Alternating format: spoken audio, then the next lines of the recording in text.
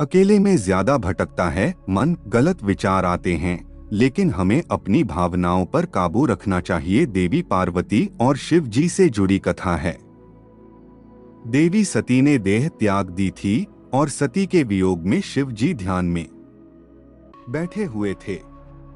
एक दिन शिव जी के पास हिमाचल राज और उनकी पुत्री पार्वती पहुंच गईं। हिमाचल राज के मन में था और पार्वती जी भी चाहती थीं कि मेरा विवाह शिव जी के साथ हो जाए, लेकिन शिव जी तो तप कर रहे थे। सती के बाद वे दोबारा विवाह करना नहीं चाहते थे।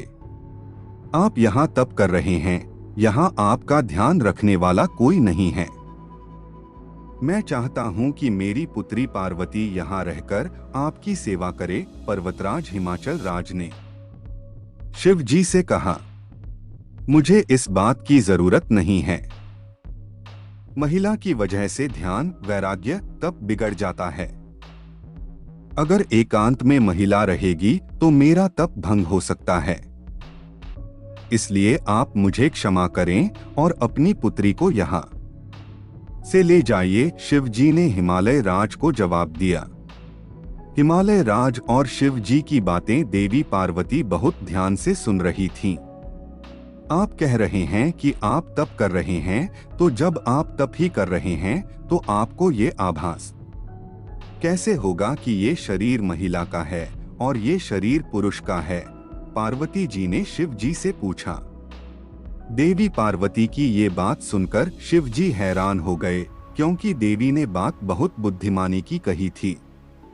देवी, आपकी बात सही है, लेकिन मेरी बात भी सही ही है, शिव जी ने कहा।